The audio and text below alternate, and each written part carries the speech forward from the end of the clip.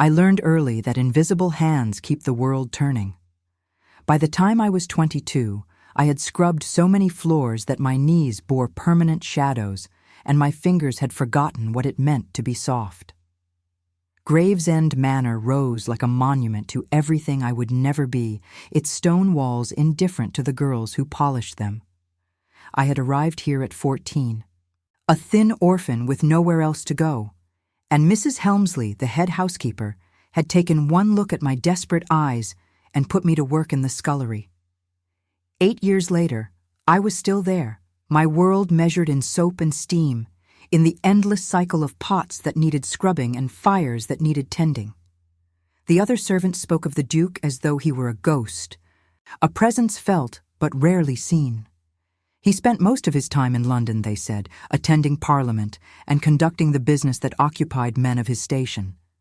Gravesend was merely one of his properties, managed by his steward, Mr. Blackwood, and maintained by the 30 souls who lived and worked within its walls. I had glimpsed his grace perhaps 3 times in 8 years, always at a distance, always moving through the grand halls like a figure from another world entirely. I did not think about him. There was no point in thinking about people whose lives existed so far above mine that we might as well have inhabited different planets. The November morning when everything changed began like any other. I woke before dawn in the small room I shared with 2 other maids, dressed in the gray wool that marked my station, and made my way down the servants' stairs to the kitchen. Cook was already there, her face red from the heat of the ovens, barking orders about the breakfast that would soon travel upstairs to dining rooms I had never entered. My work began with the pots from the previous night's dinner, great heavy things encrusted with the remnants of meals I would never taste. I filled the stone sink with water heated over the fire, added soap that stung my already raw hands, and began to scrub. The rhythm was meditative, almost peaceful in its mindlessness. In the scullery, I could let my thoughts wander where they would, unburdened by the need to speak or smile or pretend. I thought about my mother sometimes, though her face had faded to a blur of warmth and lavender scent. She had died when I was 11, my father 2 years later, leaving me with nothing but a small trunk of belongings and the distant memory of a time when I had been someone's daughter rather than someone's servant. The workhouse had loomed, that terrible place where orphans went to disappear, but Mrs. Helmsley had intervened. She had known my mother, she said, years ago when they were both young. She would give me a position. I had been grateful then. I was grateful still most days. But gratitude, I had learned, was a complicated thing, tangled up with resentment and resignation and a loneliness so deep it had become simply part of who I was. It was mid-morning when Annie burst into the scullery, her cap askew and her eyes bright with gossip. Annie was 16 and still found excitement in the small dramas of household life, still believed that something interesting might happen if she waited long enough. "There is a new man in the stables," she announced breathlessly. "Arrived last night. None of us have seen him before." I kept scrubbing. The stables were not my concern. The horses belonged to a world I did not touch, cared for by men whose hands smelled of leather and hay rather than lye and ash. Annie was not deterred by my silence. "He is strange," she continued, leaning against the doorframe. "Mr. Garrett says he came with a letter from Mr. Blackwood himself, saying he was to be given work. But he does not talk like the other grooms. He has a way about him, Mary says, like he is watching everything." "Perhaps he is simply wary," I said, plunging another pot into the water. "New places make people cautious." Annie made a dismissive sound. "You never want to hear about anything interesting, Eleanor. You are like a stone sometimes." I smiled despite myself. "Stones do not have to worry about gossip," I told her. "They simply exist." She laughed and left, her footsteps light on the stone floor, and I returned to my work.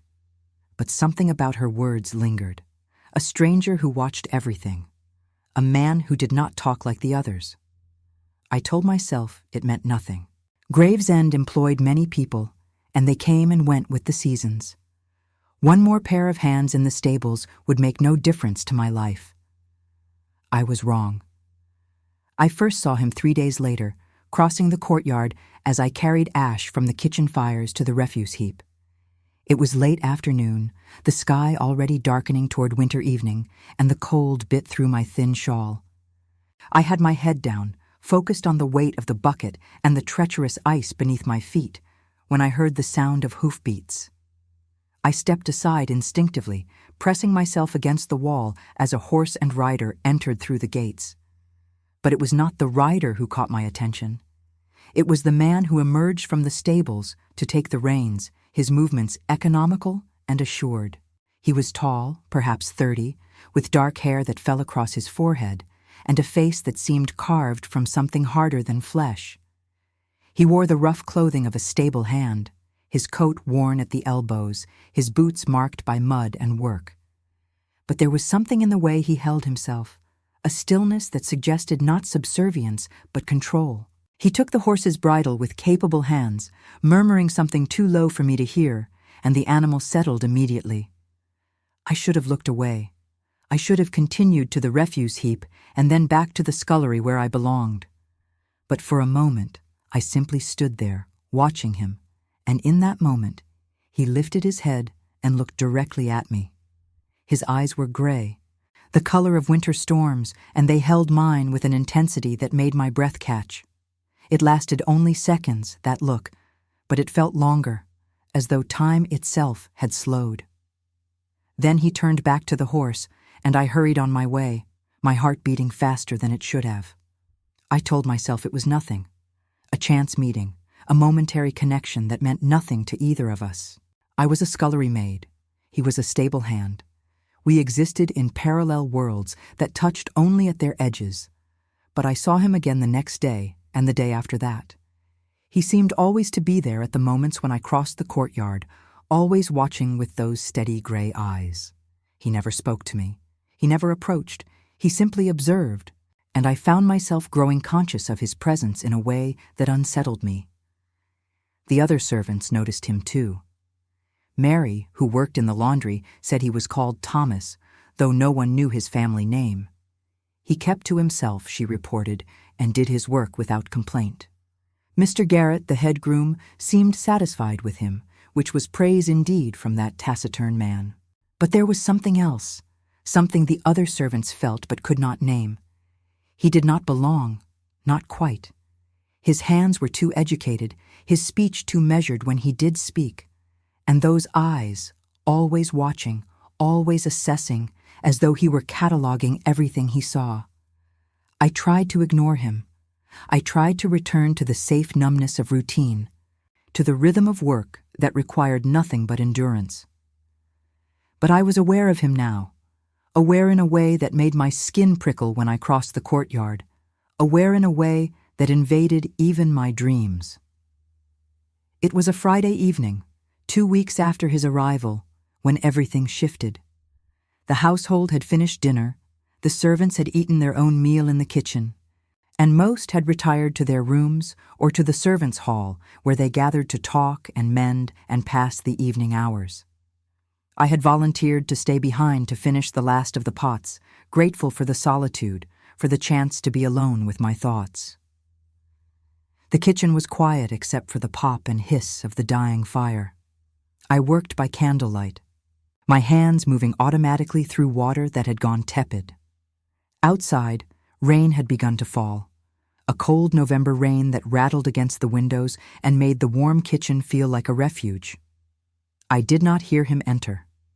I did not know he was there until I turned to reach for another pot and found him standing in the doorway, rain darkening his hair, his gray eyes fixed on me with that same unwavering intensity. I startled, nearly dropping the pot I held. He raised one hand in a gesture that might have been apology or reassurance. "Forgive me," he said, and his voice was low, cultured, nothing like the rough accents of the other grooms. "I did not mean to frighten you.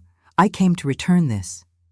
He held up a small knife, the kind used in the stables for cutting leather. Cook had been looking for it earlier, I remembered, claiming someone had borrowed it and failed to return it. I set down the pot, wiping my hands on my apron. "You can leave it on the table," I said, trying to keep my voice steady. "I will see that it gets back to cook." He stepped into the kitchen, and the space seemed to shrink around him. He was larger than I had realized, or perhaps it was simply his presence that filled the room. He placed the knife on the scarred wooden table, but he did not leave. Instead, he stood there, looking at me with an expression I could not decipher. The silence stretched between us, awkward and charged. I turned back to the sink, hoping he would take the hint and go. But he remained, and after a moment, he spoke again. "You are Eleanor," he said. It was not a question. I glanced at him over my shoulder. "Yes, and you are Thomas." He nodded slowly. "The rain has made a mess of the courtyard," he said. "You must take care when you cross it tomorrow. The stones are treacherous when wet." "I will manage," I said, confused by this sudden concern for my welfare. "I have crossed that courtyard 1,000 times." "I am certain you have," he said quietly. "You do much that goes unnoticed, I think." Something in his tone made me turn fully to face him. "What do you want?" I asked, more sharply than I intended. "Why are you here?" For a moment, I thought he would not answer. His jaw tightened, and something like conflict passed across his features. Then he said, "I wanted to apologize for staring. I know I have made you uncomfortable these past weeks. I had not expected honesty. It disarmed me, left me uncertain how to respond." "You need not apologize," I said finally. "I am used to being looked through, not at. I suppose I simply do not know what to do with attention." "You should be looked at," he said, and there was something fierce in his voice, something that made my breath catch again. "You should be seen." I did not know what to say to that. I stood there with my wet hands and my stained apron, this strange man looking at me as though I were something precious rather than disposable, and I felt something crack open inside me, some wall I had built to keep myself safe. "Why do you watch me?" I asked, and my voice came out barely above a whisper. He was quiet for a long moment. "Because you are real," he said at last. "In a house full of masks and performances, you are entirely yourself. You do not pretend. You do not perform. You simply exist, with a dignity that has nothing to do with station or wealth. And that," he continued, his voice dropping even lower, "is rarer than you know." I turned away, blinking back sudden tears. "You do not know me," I said. "You know nothing about me." "I know you rise before dawn and work until you can barely stand," he said.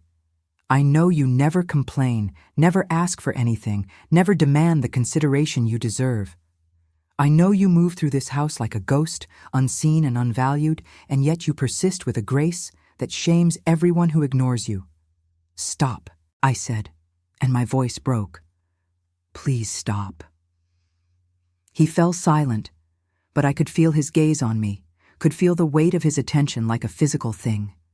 The rain drummed harder against the windows, and somewhere in the house, a clock chimed 9. When I finally trusted myself to speak, I kept my eyes on the sink, on the water that reflected the candlelight in fractured gold. "You speak as though you understand what it means to be invisible," I said. "But you are a man. You have choices I will never have. You can leave this place whenever you wish.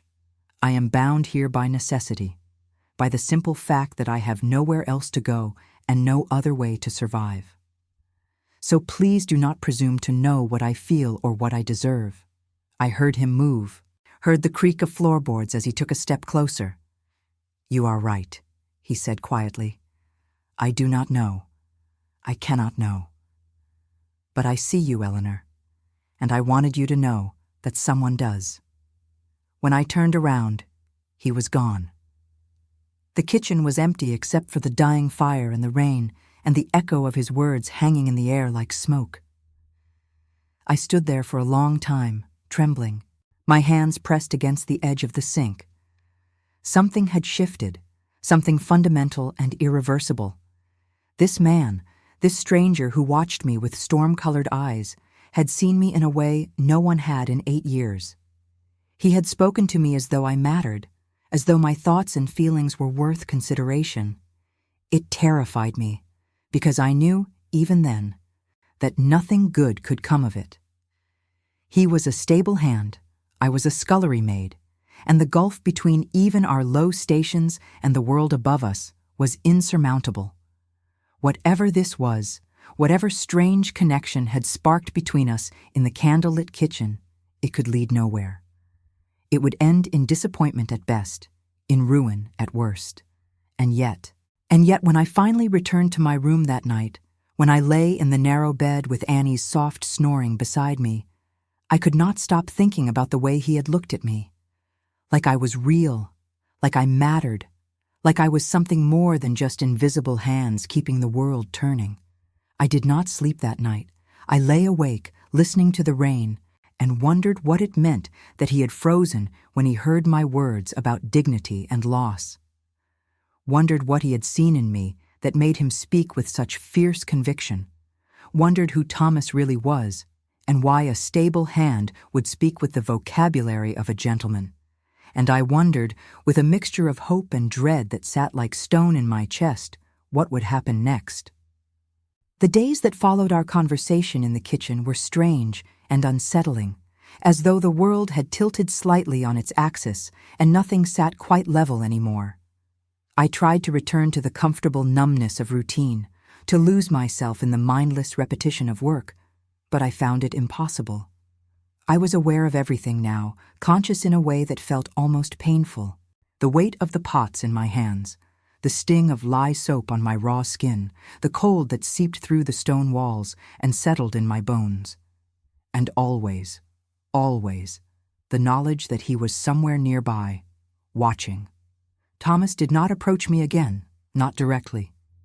But I felt his presence like a constant pressure, an awareness that prickled at the back of my neck when I crossed the courtyard or fetched water from the pump.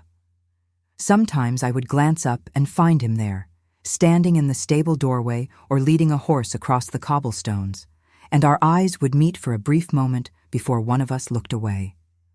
Those moments left me breathless and confused, my heart racing with something I did not dare name. The other servants began to notice. Annie teased me about my distraction, claiming I had gone moony-eyed over someone, though she could not guess who.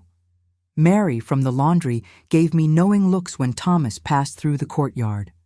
Even Cook, normally too occupied with her domain to concern herself with the romantic entanglements of her staff, remarked that I seemed changed somehow, less settled in myself. I denied everything, of course. What was there to admit? That a stable hand had spoken kindly to me once, and I could not stop thinking about it. That I had begun to arrange my daily tasks so that they took me past the stables more often than necessary.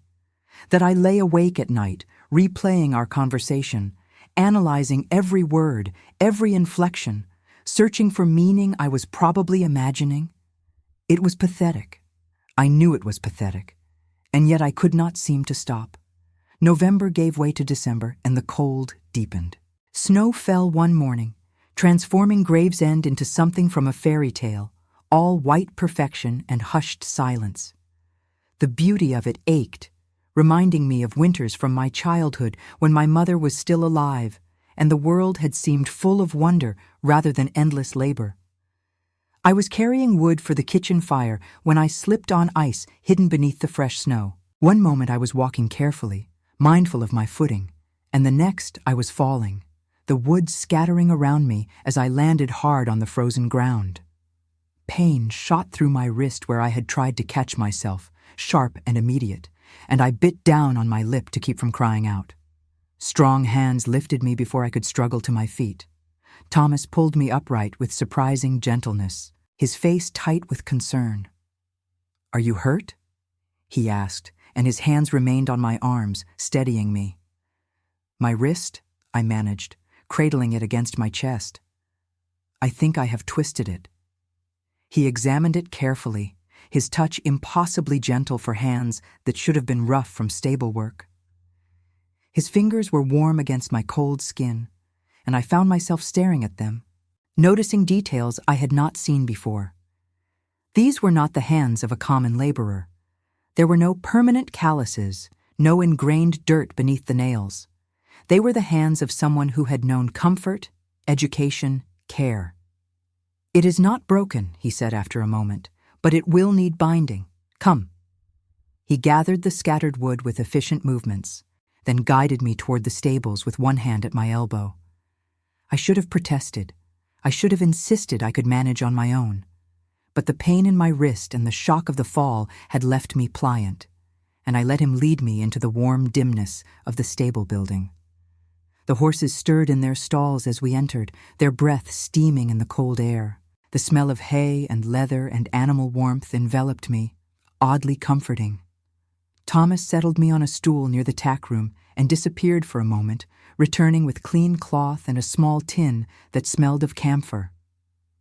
"I should not be here," I said as he knelt before me. "If someone sees us alone together, there will be talk. Let them talk," he said quietly, and began to wrap my wrist with surprising skill.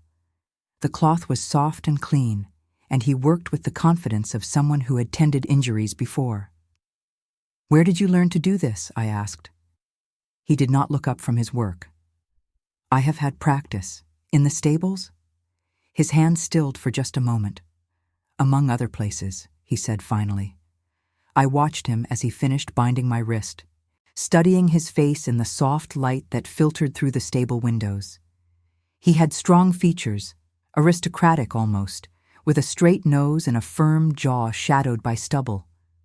There were lines at the corners of his eyes, marks of either laughter or sorrow, I could not tell which, and those eyes themselves, gray and intense, held secrets I could not begin to guess at. "Who are you?" I asked softly. "Really?" He looked up at me then, and for a long moment we simply stared at each other. I could see conflict in his expression, something warring beneath the surface. Then he looked away, securing the bandage with a neat knot. "Someone who has forgotten what matters," he said. "Someone who needed to remember." "That is not an answer." "No," he agreed, "it is not." He stood, putting distance between us, and moved to the window where he could look out at the snow-covered courtyard. I watched his profile, the tension in his shoulders, the way his hands clenched and released at his sides. "Why are you really here?" I pressed. "And do not tell me you simply needed work. You are not like the other grooms. You speak differently. You move differently. Your hands are too refined for someone who has spent years in manual labor." "You are observant," he said, still not looking at me. "I have learned to be. When you are invisible, you see things others miss, and I see you, Thomas, just as you claim to see me." He turned then, and something raw showed in his face. "Do you want to know the truth?" "Yes," I said, even though part of me whispered that ignorance might be safer. He crossed back to me, stopping just close enough that I had to tilt my head to meet his eyes. "I came here to find out if everything I have built my life upon is a lie," he said. "I came to discover whether the people I trusted have betrayed me. And I came because I needed to see with my own eyes what happens in the places I have ignored, to the people I have never bothered to know." I did not understand. "You are investigating something?"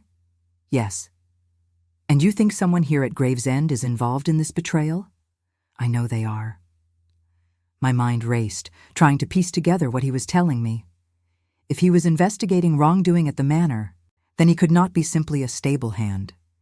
He had to have authority from somewhere, permission to be here under false pretenses, unless he was something else entirely, something I had not considered. The realization came slowly, like dawn breaking, impossible and yet undeniable. I looked at his refined hands, his educated speech, the way the other servants spoke of feeling watched. I thought about the timing of his arrival, how it had coincided with the Duke's supposed absence in London. I thought about the letter from Mr. Blackwood that Annie had mentioned, the steward who managed the estate in his Grace's absence. "Oh, God," I whispered. He saw the understanding in my face and closed his eyes briefly. "I should have told you sooner," he said, "but I could not." The deception had to be complete. "You are him," I said, my voice shaking. "You are the Duke." He nodded once, sharply. "My name is Alexander Graves, Duke of Gravesend. And yes, I have been living among my own servants under false identity for the past 3 weeks, investigating evidence that my steward has been embezzling from the estate accounts and selling off assets for his own profit." I stood abruptly, nearly knocking over the stool. The room seemed to spin around me. "You lied to me. Yes. You let me speak to you as though we were equals. You let me tell you about dignity and loss and being invisible, and all the while you were the very person responsible for that invisibility. You are the master of this house. You own us. You own me in every way that matters." "Eleanor," he started, but I cut him off. "Do not," I said fiercely. "Do not speak my name as though you have any right to it. You came into the kitchen that night and said you saw me, that I was real to you, and it was all part of your investigation. I was what? An interesting diversion? A way to understand how the lower classes think and feel?" "No," he said, and there was anguish in his voice. "That is not what happened. I did not intend to speak to you at all. My purpose here was to observe the household quietly, to gather evidence against Blackwood and discover how extensive his thefts have been. But then I saw you, Eleanor. I saw the way you moved through this place with such quiet strength, such uncompromising dignity despite everything that has been taken from you. And I could not look away." "Pretty words," I said bitterly. "I am sure they come easily to a duke." He flinched as though I had struck him. "They do not come easily. Nothing about this has been easy. Do you think I enjoy discovering that the man I trusted to manage my estate has been stealing from me for years? Do you think I take pleasure in learning that the people who depend on me for their livelihoods have been suffering while I sat comfortably in London, ignorant of their struggles? Then why did you not know?" I demanded. "Why did it take an investigation to learn what your own servants endure? Why have you never bothered to see us before now?" He had no answer for that. He simply stood there, staring at me with something like shame in his gray eyes. I turned away, hugging my injured wrist against my body. "You should go," I said quietly. "This conversation is unseemly. You are a duke, and I am a scullery maid, and we have nothing more to say to each other. Eleanor, please." "Your Grace," I corrected coldly. "That is how I should address you, is it not? That is the proper form." "Your Grace. If you will excuse me, I must return to my duties." I walked past him toward the stable door, but he caught my arm gently. When I tried to pull away, he released me immediately, but he stepped into my path, blocking my exit. "You are right to be angry," he said. "You are right about all of it. I have been a negligent landlord and an absent master. I have allowed my comfort to blind me to the suffering of those in my care, and I used you, however unintentionally, to help me see truths I should have known all along. But do not dismiss what passed between us as mere deception. What I said to you that night in the kitchen was true. You are the most genuine person I have encountered in longer than I can remember. You are real, Eleanor, in a world full of artifice and pretense. And that matters to me more than you can possibly know." "Why?" I asked, and hated the way my voice broke. "Why should it matter to you what a scullery maid thinks or feels or is?" "Because I am tired," he said simply. "Tired of being surrounded by people who want something from me. Tired of conversations that are really negotiations. Tired of smiling at people I despise and pretending I do not see the calculation in their eyes. You asked for nothing. You expected nothing. You were simply yourself, and in your presence I could be simply myself as well. Do you have any idea how rare that is?" I shook my head, unable to speak past the tightness in my throat. "I know this cannot be," he continued quietly. "I know the distance between our stations is insurmountable. But I need you to believe that what happened in that kitchen was real. My words were real. My seeing you was real. And nothing about my identity changes that. Everything about your identity changes it, I whispered. You are the Duke of Gravesend. I am Eleanor Ashford, orphan and servant, with nothing to my name but the clothes on my back and the calluses on my hands. Whatever you think you felt in that kitchen, it was born of deception and cannot survive truth. You will complete your investigation. You will dismiss Mr. Blackwood or whatever you plan to do with him, and then you will return to London and your proper life, and I will still be here, scrubbing pots in a scullery. That is the reality of our situation. He looked at me with such sorrow that it hurt to see. Is that what you want? He asked. For me to leave and never speak to you again? What I want is irrelevant, I said. It has always been irrelevant. People like me do not get to want things, Your Grace. We simply endure. I pushed past him then, and this time he let me go. I walked out of the stables into the cold December afternoon, my wrist throbbing, my heart beating too fast, my mind reeling with everything that had just happened. He was the Duke. Alexander Graves, one of the most powerful men in England, master of Gravesend, and half a dozen other estates, possessor of wealth and influence beyond my comprehension. And for 3 weeks, he had been living among his servants, pretending to be one of us, watching us with those storm-gray eyes. Watching me. I did not know what to do with this knowledge. I did not know how to hold it alongside the memory of his gentleness when he bandaged my wrist, the fierce conviction in his voice when he said I deserved to be seen.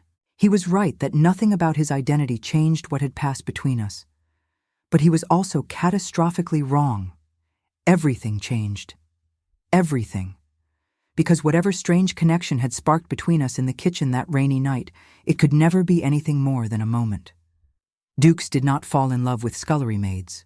They did not notice them beyond the services they provided, and they certainly did not speak to them as equals, no matter how genuine the impulse might feel in the moment. I returned to the kitchen and threw myself into work, scrubbing pots until my hands ached and my injured wrist screamed in protest. Cook took one look at my face and wisely said nothing. The other servants gave me space, perhaps sensing that something had shifted, something they could not name but could feel nonetheless. That night, lying in bed with Annie's soft breathing beside me, I let myself cry. Silent tears that I muffled against my pillow, mourning something that had never truly existed. He had seen me, yes, but he had seen me from a position so far above mine that we might as well have inhabited different worlds. And now that I knew the truth, that distance felt like an abyss that could never be crossed. I told myself I would avoid him. I told myself I would return to invisibility, that safe numbness where nothing could hurt me. I told myself that in a few days, when his investigation was complete, he would leave and I could forget this ever happened. But I knew, even then, that I was lying to myself because I had been seen. Truly, completely seen by someone who seemed to understand the particular ache of loneliness, the specific pain of being invisible in a world that defined you by your station rather than your soul. And once you have been seen like that, there is no going back to comfortable blindness. The Duke had frozen when he heard my words about dignity and loss, not because they were unusual or profound, but because they were true. And in recognizing that truth, he had given me something I could not return, could not unknow, could not lock away safely in the places where I kept all my other impossible dreams. He had given me hope. And hope, I was learning, was the most dangerous thing of all. I avoided him for 3 days. It was not difficult exactly. Gravesend was large enough that a scullery maid and a duke could occupy entirely different spheres, even when living under the same roof. I kept to the kitchen and the servants' quarters, venturing out only when necessary and always with my eyes carefully downcast. If I saw him crossing the courtyard, I turned and went another way. If I heard his voice in the corridor outside the kitchen, I busied myself at the far end of the room until he had passed. The other servants noticed the change. Annie pestered me with questions I refused to answer. Mary from the laundry gave me knowing looks that suggested she had drawn her own conclusions, however wrong they might be. Even Cook remarked that I seemed troubled, though she had the grace not to press when I claimed it was merely the approach of Christmas making me melancholy. Christmas. The word hung in the air like ice, beautiful and cutting. Once, it had meant warmth and wonder, my mother's laughter and the smell of cinnamon and oranges. Now it meant only more work, the grand preparations for festivities I would never participate in, celebrations that would happen in rooms I had never entered. On the fourth day, Mrs. Helmsley summoned me to her sitting room. This was unusual enough to send a flutter of anxiety through my chest. The head housekeeper rarely concerned herself with individual servants unless there was a problem, and I could not think what I might have done to warrant her attention. Her sitting room was small but comfortable, warmed by a fire and furnished with the worn but respectable pieces that marked her status as head of the female staff. She sat in her armchair with her hands folded in her lap, her expression unreadable. "Sit down, Eleanor," she said, gesturing to a chair opposite her. I sat, my injured wrist throbbing with the memory of what had happened in the stables. The bandage the Duke, had wrapped around it was still in place, though I had avoided explaining to anyone how I had come by such expert care. Mrs. Helmsley studied me for a long moment. "I understand you had an accident several days ago," she said. "A fall on the ice." "Yes, ma'am, but I am quite recovered, and yet you were seen entering the stables afterward with one of the grooms. Alone." Heat flooded my face. "I needed my wrist bound, ma'am. He was merely being helpful." "I am sure he was," she said dryly. "Eleanor, you are a good girl. You work hard, you keep your head down, and in 8 years you have never given me cause for concern. But you must understand that your reputation is all you have. One whispered rumor, one suggestion of impropriety, and you will find yourself without a position. No references, no prospects. Do you understand what I am saying?" "Yes, ma'am," I whispered. "Good. Then I trust you will be more careful in future. The groom in question has been dismissed, so you need not worry about further encounters." My head snapped up. "Dismissed? But why?" "Mrs. Helmsley's expression flickered with something that might have been surprise. "That need not concern you. His Grace returned from London yesterday and has made certain changes to the household staff. Mr. Blackwood has also been dismissed, along with several others who were found to have been engaged in activities unsuitable to their positions." I stared at her, my mind racing. The investigation was complete then. Alexander had gathered his evidence and taken action, and in doing so, he had sacrificed his own disguise. But why would he have dismissed Thomas, the identity he himself had inhabited? Unless it was the only way to maintain the fiction, to ensure no one questioned why the stable hand had disappeared once the Duke returned. Unless it was also a way to protect me from further speculation. "Eleanor," Mrs. Helmsley said, her voice gentler now. "I knew your mother. She was a good woman, and she would have wanted better for you than a life in service. But this is the life you have, and you must protect it fiercely. Do not throw away your security for a moment's fancy. No good can come of entanglements with men of any station, but particularly not with those above your own. Do you understand?" "I understand, ma'am," I said, though I was not certain I understood anything anymore. She dismissed me with instructions to help prepare the dining room for a small dinner party His Grace would be hosting in 2 days. Apparently, the Duke wished to meet with several local gentlemen to discuss estate business, and the household was to be prepared to serve them with all the elegance befitting his station. I returned to the kitchen in a daze. Thomas was gone. Alexander was back, publicly acknowledged as the Duke once more. The investigation was over. Mr. Blackwood had been exposed and dismissed.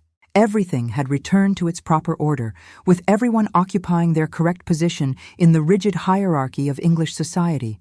Everything except my heart, which refused to accept that what had passed between us was over. That evening, as I was finishing the last of the dinner pots Annie burst into the scullery with her usual explosive energy. "Have you heard? His Grace is to have a dinner party. 20 guests, cook says, and we are all to be at our best. She is in such a state about the menu. And Eleanor, Mary says the Duke is quite handsome. Have you seen him?" I kept my eyes on the pot I was scrubbing. "No," I lied. "I have not had occasion to." "Well, I plan to find a reason to catch a glimpse of him," Annie said cheerfully. "They say he is very serious. Not at all like the young lords who come visiting. Stern and proper and quite intimidating." "But handsome," Mary insists. "Very handsome." I said nothing, and eventually Annie flitted away to spread her gossip elsewhere. I stood at the sink with my hands in cooling water, thinking about gray eyes and gentle touches, and words spoken in candlelight. Stern and proper. Yes, I supposed he could appear that way to those who did not know him. But I had seen something else, something raw and real beneath the aristocratic facade. I had seen the man who knelt before a scullery maid to bind her injured wrist. The man who spoke of being tired of artifice, the man who had frozen upon hearing words about dignity and loss because they had struck some chord deep within him. But that man was gone now, disappeared along with the fiction of Thomas the stable hand. All that remained was the Duke of Gravesend, and dukes did not concern themselves with the inner lives of their servants. The next 2 days passed in a flurry of preparation. The dining room was cleaned and polished until it gleamed. The silver was brought out and made to shine. Cook worked herself into near collapse, creating an elaborate menu that would showcase the household's capabilities. Even the scullery saw increased activity as more pots and dishes required washing, more preparations needed tending. I caught glimpses of him occasionally, crossing through the entrance hall or speaking with the butler in low tones. He looked different in his proper clothing, more remote somehow, though the stark black of his evening coat suited him. Once, I thought his eyes found mine across the expanse of the kitchen corridor, but I looked away before I could be certain. On the evening of the dinner party, the entire household was in motion. The guests arrived in carriages that gleamed in the lamplight, gentlemen in fine coats and pristine linen, here to discuss the business of the estate and the local agricultural concerns. I heard the murmur of their voices from the kitchen as they gathered in the drawing room, heard the clink of crystal as the butler served them drinks before dinner. My place was in the scullery, of course. I would see nothing of the dinner itself, only the aftermath of it in the form of dishes that needed washing. But as the evening wore on, something unexpected happened. The butler, Mr. Pemberton, appeared in the kitchen doorway looking flustered. "His Grace has requested additional wine from the cellar," he announced.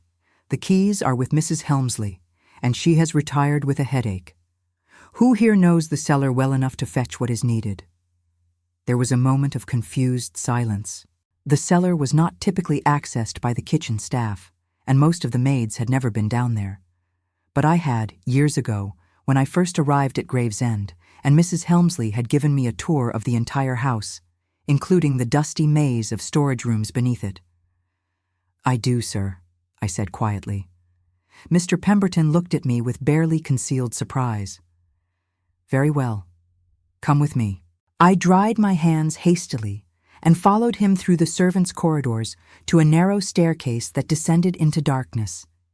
He handed me a lamp and a list of what was needed, then left me to my task while he returned to his duties above.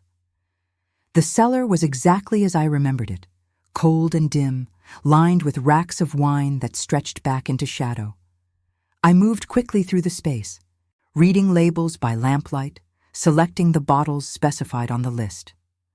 The silence down here was profound, broken only by the sound of my own breathing and the rustle of my skirts against the stone floor.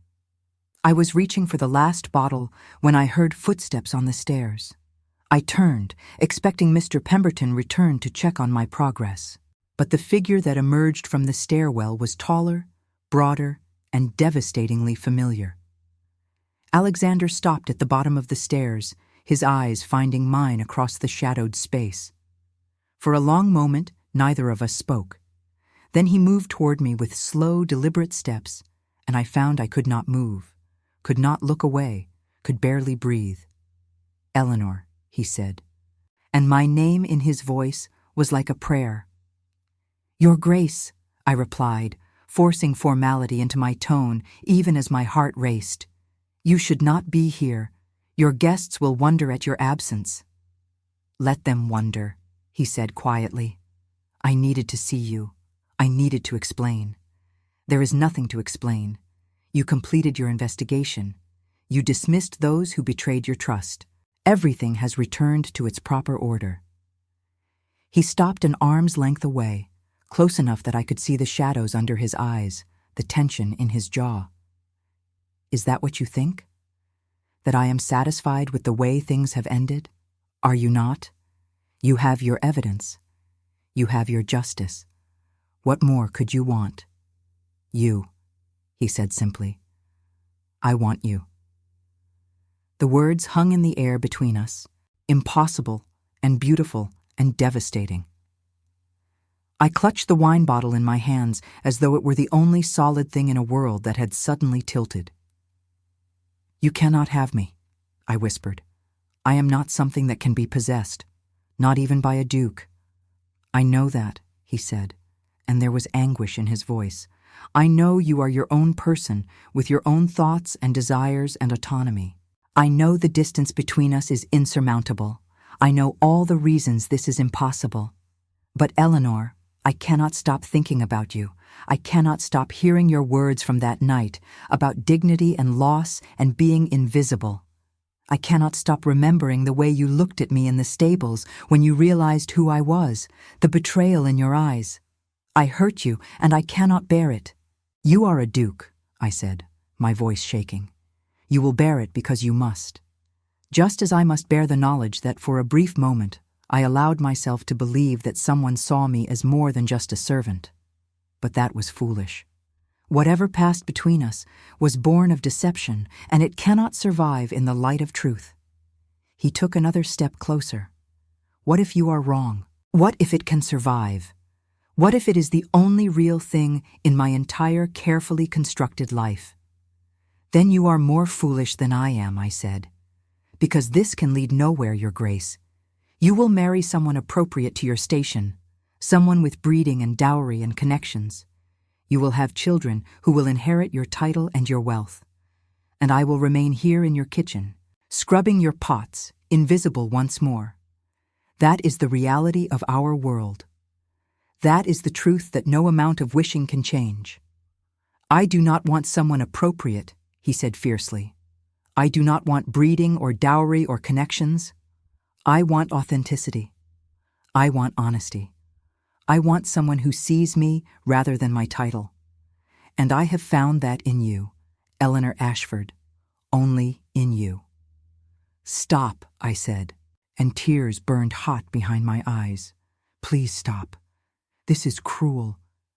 You cannot offer me hope and then expect me to be grateful when you inevitably take it away. I am not strong enough for that. I am barely strong enough to survive each day as it is." His hand reached out, hesitated, then gently took the wine bottle from my grip and set it aside. Then he cupped my face in his hands, his touch infinitely tender, and looked at me with those storm-gray eyes that had haunted my dreams for weeks. "I am not offering you hope only to take it away," he said quietly. "I am offering you everything I am, everything I have, with no expectation of anything in return. I know the obstacles.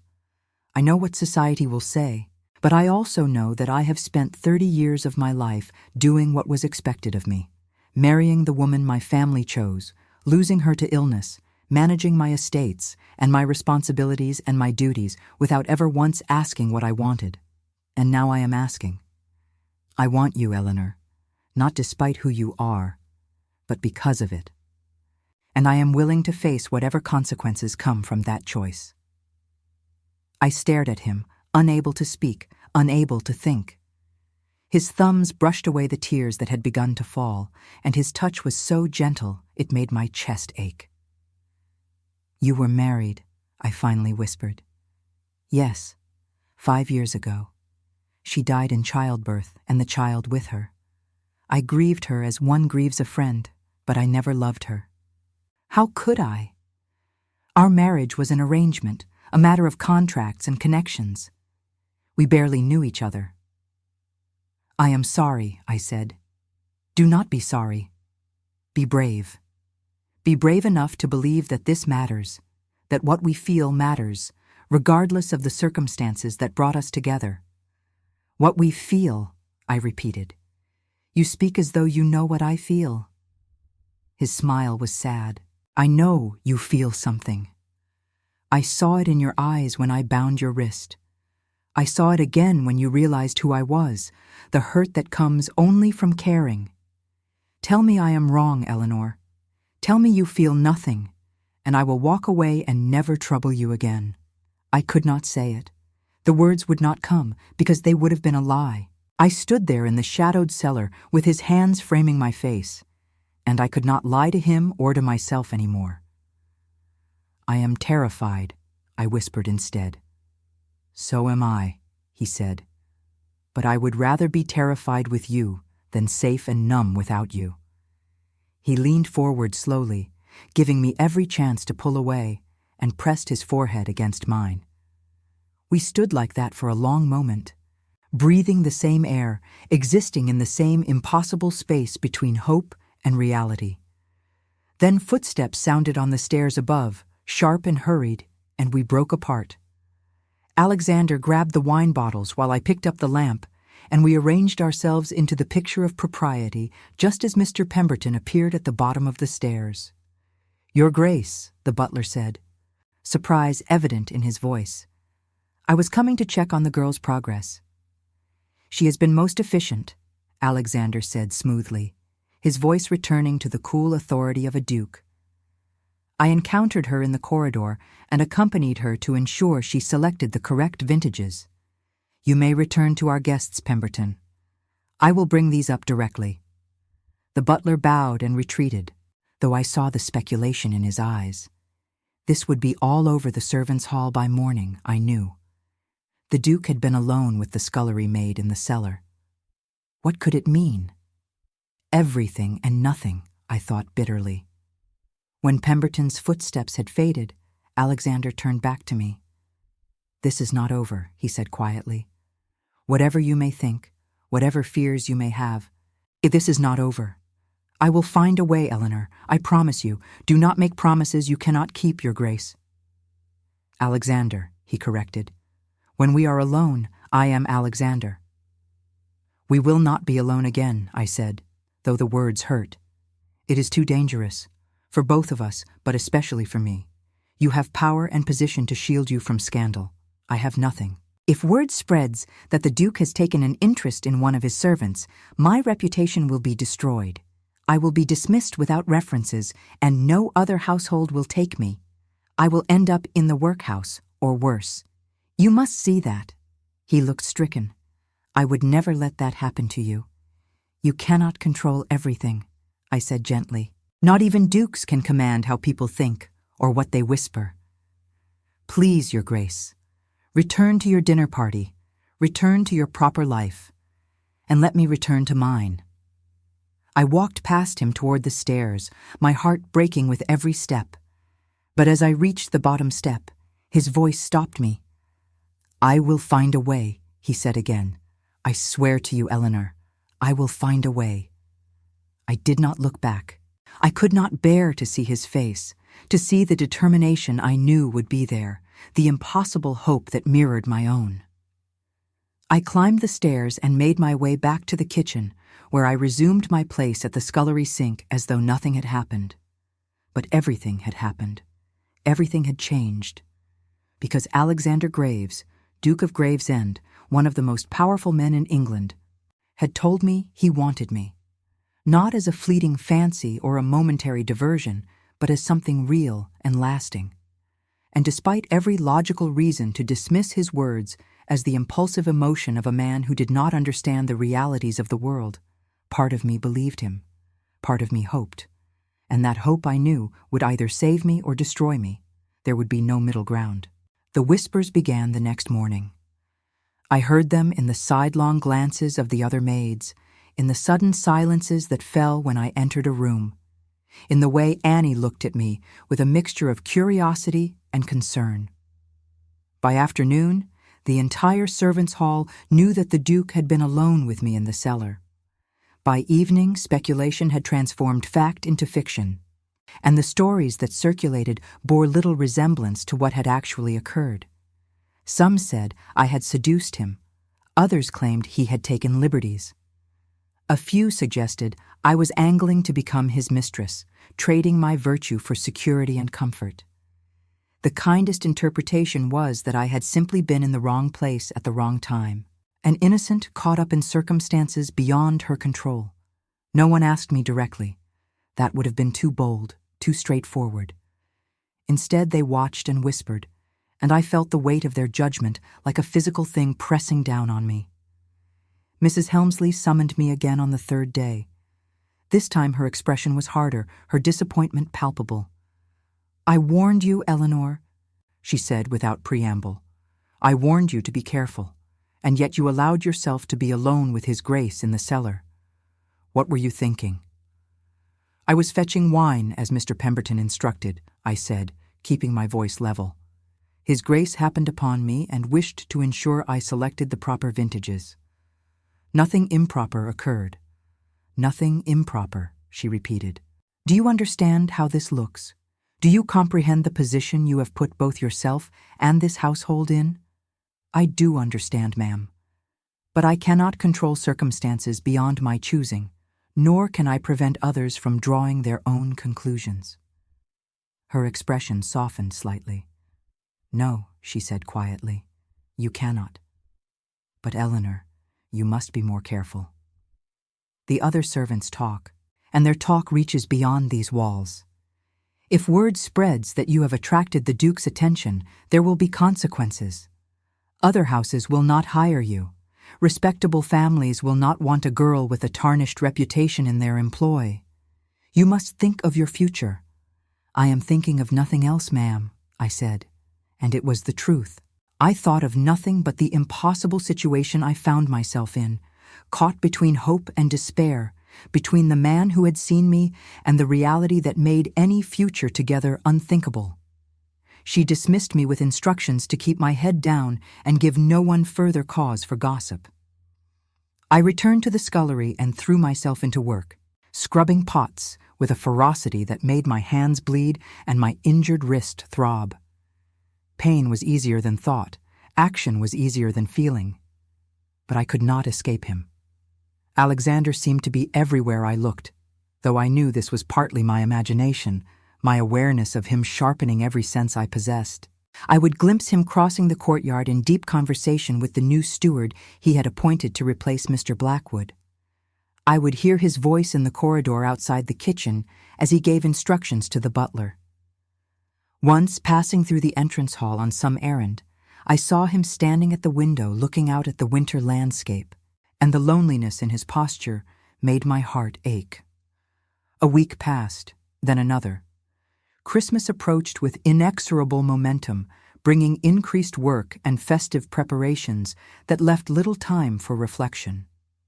The household would host a small gathering on Christmas Day, Alexander had announced, inviting several neighboring families to dine. It was his way of establishing his presence at Gravesend, of making clear that he intended to be a more active master than he had been in the past. The servants worked themselves to exhaustion preparing. Cook created menus that showcased her skills. The maids polished every surface until the house gleamed. Even I, relegated to the scullery, felt the pressure of the occasion in the increased volume of dishes and pots that required washing. On the afternoon of Christmas Eve, as I was finishing the lunch dishes, a footman appeared in the kitchen doorway. "His Grace requests your presence in the library," he announced, and every head in the kitchen turned to stare at me. My heart stopped. Why would the Duke summon me? What could he possibly want that required my presence in his private study? "Do you know why?" I managed to ask. The footman shrugged. "I was simply told to fetch you." I dried my hands, removed my apron, and tried to smooth my hair into some semblance of order. My dress was stained and worn, my appearance nothing suitable for appearing before a duke, but there was no help for it. I followed the footman through the servants' corridors, up the back stairs, and into the grand sections of the house I rarely entered. The library was magnificent, all dark wood and leather-bound books that stretched from floor to ceiling. A fire burned in the marble fireplace, warming the space against the winter cold. Alexander stood by the window, his back to me, his posture rigid with tension. The footman withdrew, closing the door behind him, and we were alone. "Your Grace," I said quietly, "you wished to see me?" He turned, and the expression on his face made my breath catch. He looked haggard, as though he had not slept properly in days. The shadows under his eyes had deepened, and there was a wildness in his gaze that spoke of desperation. "Eleanor," he said, and crossed the room in 3 long strides. "I cannot do this any more. I cannot pretend that what I feel is anything less than it is. These past 2 weeks have been torture. Seeing you and being unable to speak to you, knowing you are just beyond reach, working yourself to exhaustion in that God-forsaken scullery, while I sit in comfort and do nothing. You summon me here to tell me this?" I asked, acutely aware that every moment I spent in this room increased the danger to my reputation. "Your Grace, this is madness. If anyone learns that you brought me to your private library, the gossip will be impossible to contain." "Then let them gossip," he said fiercely.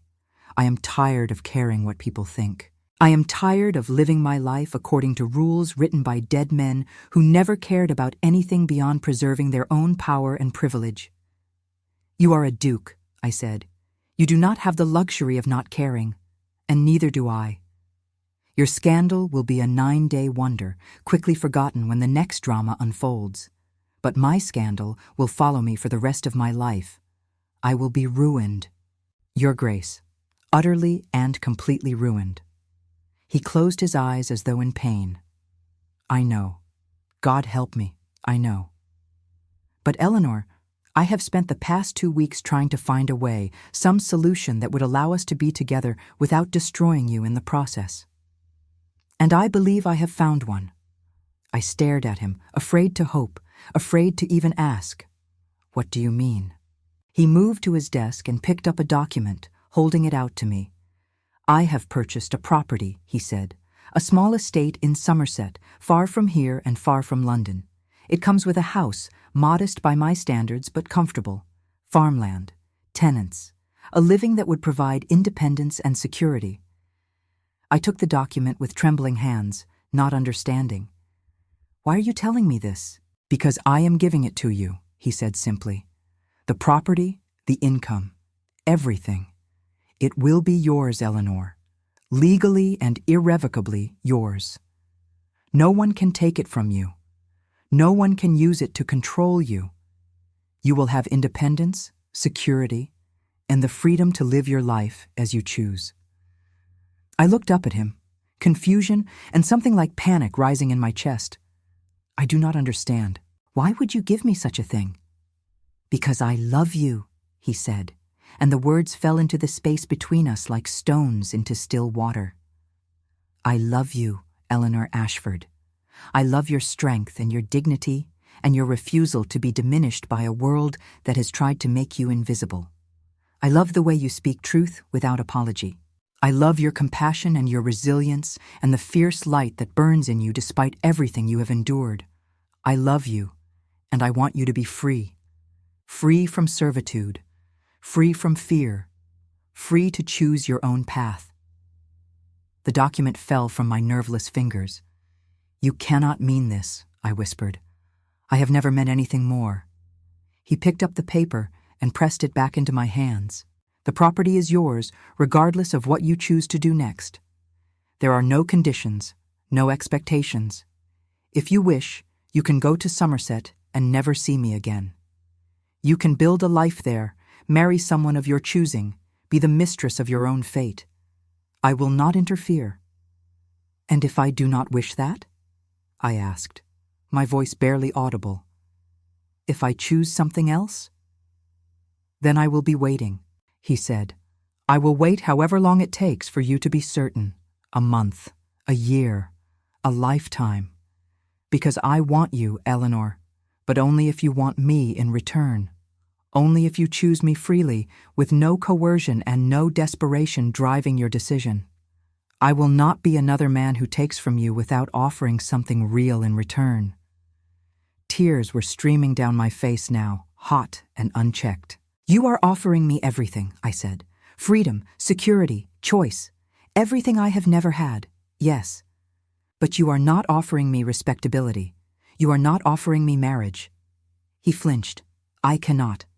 The law, society, my position. If I married you, Eleanor, you would be subjected to vicious scrutiny. The ton would destroy you. They would say you seduced me, that you are a fortune hunter, that you used your position to trap me into an unsuitable match. You would be mocked and scorned and made to feel less than human by people who consider themselves your betters. I cannot do that to you. So instead, you offer me a property in Somerset and the life of a kept woman. No, he said urgently, not a kept woman, an independent woman. The property is yours outright. I have no claim to it. If you choose to invite me into your life, it will be because you want me there, not because I have any power over you. I sank into a chair, the document still clutched in my hands. My mind raced, trying to process what he was offering, what it would mean. A house, land, income, freedom from the endless toil that had defined my existence for 8 years. The chance to be more than just invisible hands keeping the world turning. But at what cost? If I accepted his offer and chose to be with him, I would be his mistress in all but name. I would live in a house he had purchased, on income derived from property he owned. People would know. They would always know. And while I might be physically free, I would be bound to him by ties of gratitude and dependence that could feel like different chains. And yet he was giving me a choice. That alone was more than anyone had ever offered me. He was not demanding or expecting or assuming. He was simply laying his heart at my feet and waiting to see what I would do with it. Why? I asked finally, looking up at him through my tears. Why do you love me? I am nothing special, just a scullery maid with rough hands and no prospects. What could you possibly see in me that would inspire such devotion? He knelt before me, taking my hands in his despite the roughness of them, despite the stains and scars that marked them as belonging to someone who worked with her hands. I see someone who refused to let her circumstances define her, he said softly. I see someone who maintains her dignity and her humanity in conditions designed to strip both away. I see intelligence and compassion and a strength of spirit that puts my own to shame. You think you are nothing special, Eleanor, but you are wrong. You are extraordinary, and I consider it the greatest privilege of my life to know you. I could not speak. I could only sit there with his hands holding mine, this impossibly powerful man kneeling before me like a supplicant, offering me everything he had while asking for nothing in return. I need time, I finally managed. I need to think about this, to understand what it would mean. Take all the time you need, he said. The property is yours regardless. The documents will be drawn up and delivered to you after Christmas. What you do then is entirely your decision. He stood, releasing my hands, and moved back to put distance between us. For a long moment, we simply looked at each other across the fire-lit library, two people from different worlds who had somehow found each other in the darkness. Thank you, I whispered, for seeing me, for this, for everything. Do not thank me yet, he said with a sad smile. I have upended your entire life, Eleanor, given you choices you never wanted to make, forced you to confront possibilities that might bring more pain than joy. You may come to curse me before this is through, or I may come to love you, I said, and watched his expression transform with hope. I left the library with the document tucked against my chest, my mind reeling, my heart both terrified and soaring. I returned to the scullery and resumed my work. but I was no longer the same person who had left it an hour before. Because Alexander Graves had given me the most dangerous gift imaginable. Not his love, though that was precious beyond measure. Not his wealth, though that could transform my life. No, he had given me something far more powerful and far more frightening. He had given me the power to choose my own destiny. The Christmas gathering the next day passed in a blur of activity. I worked through the preparations and the aftermath, washing dishes and scrubbing pots while the household celebrated around me. But my mind was not on my work. It was in Somerset, in a house I had never seen, imagining a life I had never dared to dream possible. That evening, as the guests departed and the household finally settled into quiet, I found a small package outside my door. Inside was a velvet box, and inside that, a silver locket on a delicate chain. I opened it with trembling fingers and found a lock of dark hair and a note in elegant script. So you will always have a piece of my heart, even if you choose not to take the whole. I fastened the locket around my neck and felt its weight settle against my skin, warm and solid and real. Then I lay in my narrow bed and stared at the ceiling, thinking about choices and consequences, about love and freedom, about the terrifying beauty of having something worth losing. I did not know yet what I would decide, but I knew that whatever choice I made, it would be mine and mine alone. And that, perhaps, was the greatest gift of all. The new year was coming, and with it, a future I had never imagined possible was waiting, fragile and precious and entirely within my reach. All I had to do was be brave enough to grasp it.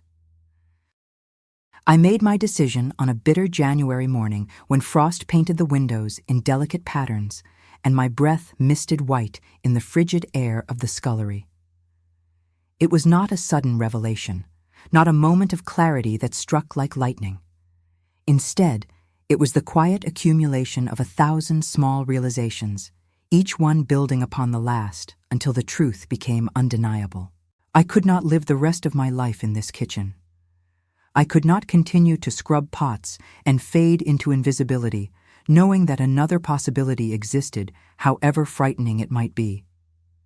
The safety of servitude, I finally understood, was not safety at all.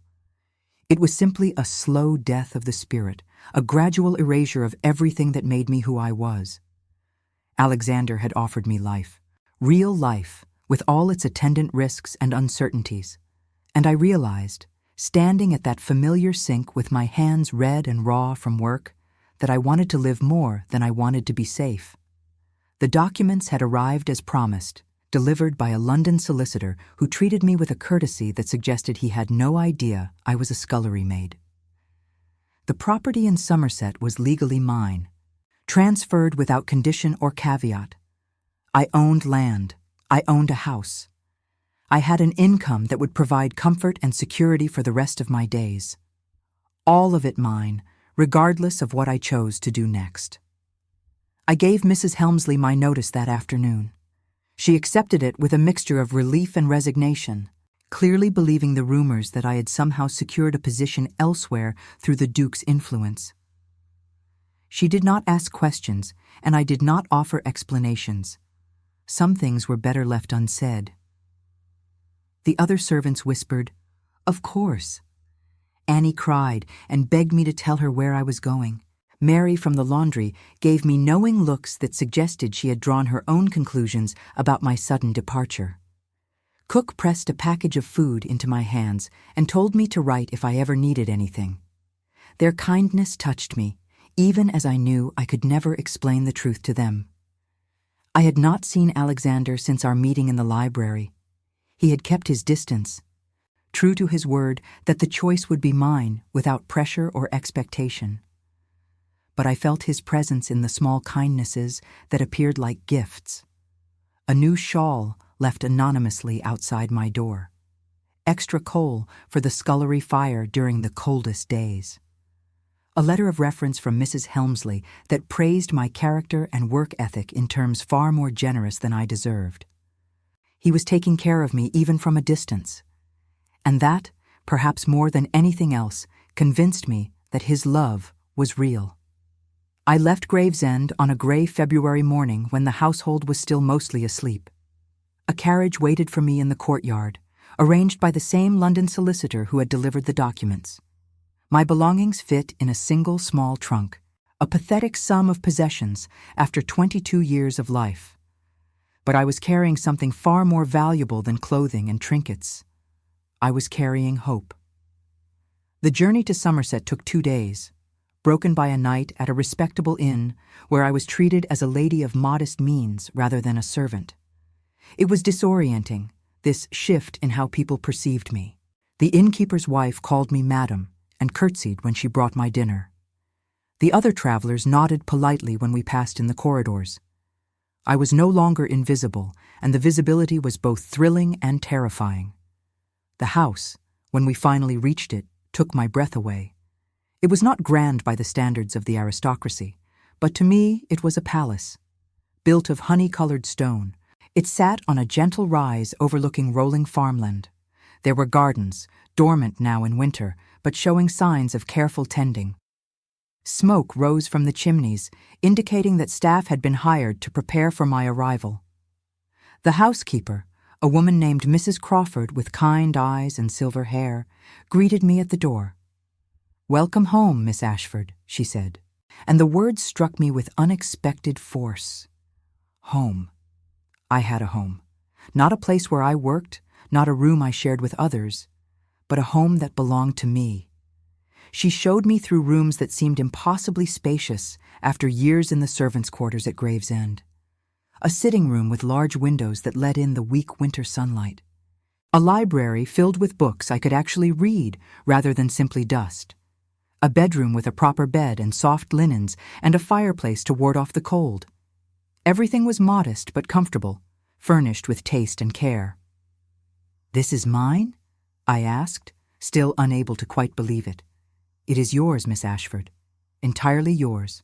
The property, the house, the income from the farmland. All secured to you in perpetuity." His Grace was most particular about that. "His Grace," I repeated softly. "Is he expected to visit?" Mrs. Crawford's expression was carefully neutral. "That would be entirely your decision, miss. He has taken rooms at the inn in the village, but he will not call unless you wish it. Those were his specific instructions. So he was here, in Somerset, close enough to reach, but far enough to give me space, waiting, as he had promised, for me to decide what I wanted. I spent 3 days settling into my new life. I walked the grounds and met the tenants who farmed the land.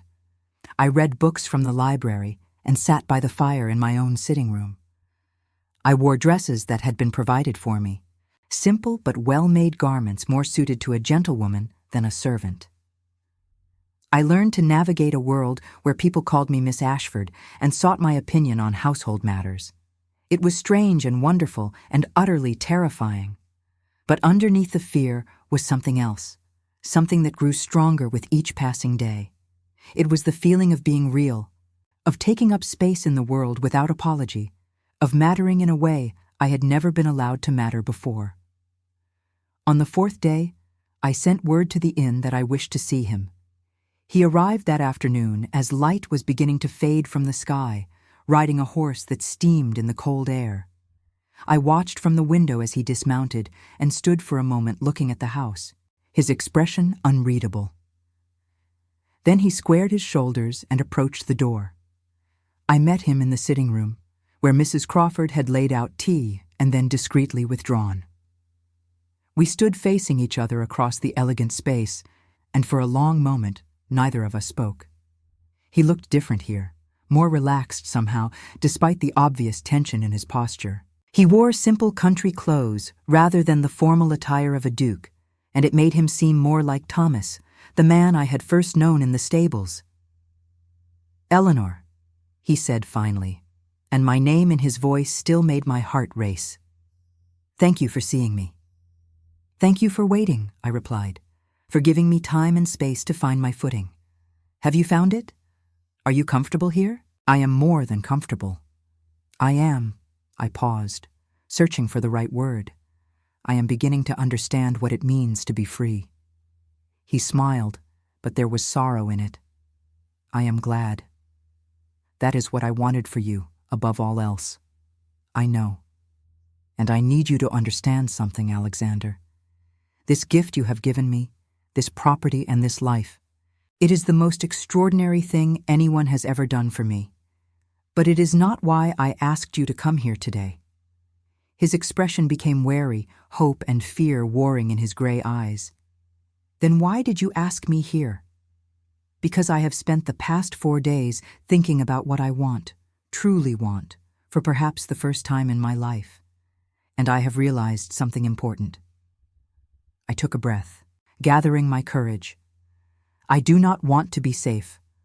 I do not want to live a quiet, respectable life as an independent gentlewoman, slowly fading into comfortable obscurity. I want to live, Alexander, fully and completely, with all the messiness and complication that entails. And I want to live with you. The hope in his expression blazed into something brighter, more intense. Eleanor, are you certain? Once we take this step, there will be no going back. Society will judge us harshly. You will be called my mistress, regardless of the legal reality of this arrangement. It will not be easy. Nothing worth having ever is, I said. You taught me that. You showed me that dignity is not about how others perceive you, but about how you perceive yourself. And I perceive myself as a woman capable of choosing her own path, even if that path is unconventional, especially if it is unconventional. He closed the distance between us in 3 steps and pulled me into his arms, holding me as though I were something precious he had feared to lose. I felt his heart beating against my cheek, felt the tremor in his hands as they pressed against my back. For a long moment, we simply stood there, 2 people who had found each other across an impossible divide, holding on as though we could anchor each other against the storms to come. I love you, he said against my hair. I love you so much it terrifies me. I know, I whispered. I love you too. And yes, it terrifies me as well. But I would rather be terrified with you than safe without you. He pulled back to look at me, his hands cupping my face with infinite tenderness. I will spend every day for the rest of my life trying to be worthy of your trust, he said. I will never take you for granted. I will never stop seeing you, Eleanor. I promise you that. And I promise to never stop being myself, I replied, to never become simply an extension of you or your wishes. This house is mine. This life is mine, and I choose to share it with you. But I remain myself. Always. Always, he agreed, and kissed me. It was gentle at first, tentative, as though we were both still uncertain this was really happening. But then something shifted, and the kiss deepened into something more urgent, more real. It was a claiming and a surrender, a promise and a question, all bound up together in the press of lips and the tangle of breath. When we finally broke apart, both of us were trembling. The sun had set while we stood there, and the room was lit now only by firelight. Mrs. Crawford would return soon to light the lamps and inquire about dinner. The ordinary rhythms of domestic life would continue, as they always did. But everything had changed. Everything was new. Alexander stayed for dinner that evening, and we talked late into the night about everything and nothing. He told me about his plans for improving the estate at Gravesend, about the changes he wanted to make now that he understood the true conditions under which his servants lived. I told him about my plans for this house, about the garden I wanted to plant in spring, and the books I wanted to read, and the quiet life I hoped to build. But mostly, we simply existed together, learning the rhythms of each other's presence, discovering what it meant to be 2 people choosing each other freely in a world that would never fully accept our choice. He returned to the inn that night, propriety demanding at least that small concession to appearances. But the next day, he came back, and the day after that. Soon it became routine, his presence woven into the fabric of my days. We rode across the countryside together. We read in the library, sometimes aloud to each other, sometimes in companionable silence. We walked through the dormant gardens and planned what we would plant when spring came. And slowly, gradually, I began to understand what it meant to be loved. Not as a servant to be commanded or a possession to be owned, but as an equal, a partner, someone whose thoughts and feelings and desires mattered as much as his own. It was not easy, this life we had chosen. Visitors to the area whispered about the Duke's mistress who lived in the pretty house on the hill. The local gentry kept their distance, uncertain how to treat a woman of uncertain status. There were moments when I felt the weight of their judgment, moments when I wondered if I had made a terrible mistake. But then Alexander would take my hand and remind me that their opinions mattered far less than our truth. And I would remember the scullery at Gravesend, the endless pots and the cold water and the invisibility that had defined my existence for 8 years. I would remember what it felt like to be nothing and no one, and I would realize that being something, even something society disapproved of, was infinitely preferable. Spring came, and with it the transformation of the gardens. I planted roses and lavender, herbs for the kitchen and flowers, simply for their beauty. I worked alongside the gardener, my hands once again rough from labor, but this time by choice rather than necessity. Alexander watched me sometimes, sitting on a bench with a book he never quite read, and I would catch him smiling at me with such tenderness it made my chest ache. We never married. The complications were too great, the social cost too high. But in every way that mattered, we were married. We built a life together in that house in Somerset, a life defined not by law or convention, but by the choices we made each day to honor and cherish each other. There were challenges, certainly. Alexander's responsibilities to his title meant he had to spend time in London each year, attending Parliament and managing his various estates. We were separated during those months, and the loneliness of it was acute. But he wrote to me every week, long letters full of political gossip and tender declarations, and I wrote back with news of the house and the gardens and the life I continued to build even in his absence. And each time he returned, the joy of reunion made the pain of separation worthwhile. Years passed. I was no longer young, no longer the frightened scullery maid who had scrubbed pots in a manor house kitchen. I had become someone else entirely, someone I barely recognized.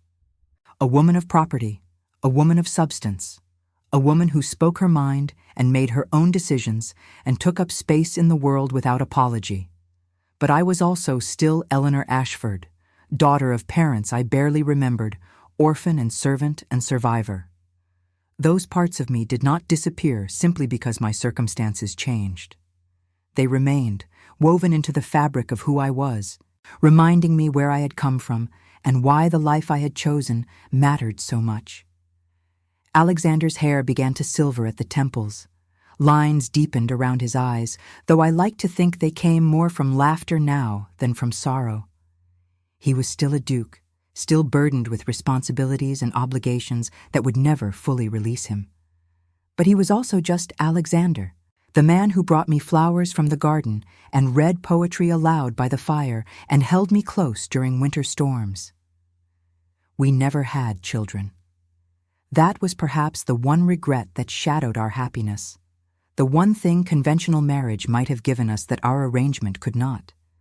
But we built a different kind of family in Somerset, a household of people we cared for and who cared for us in return. Mrs. Crawford became more friend than servant. The tenants and their children became familiar faces, their lives intertwining with ours in ways that mattered. And we had each other.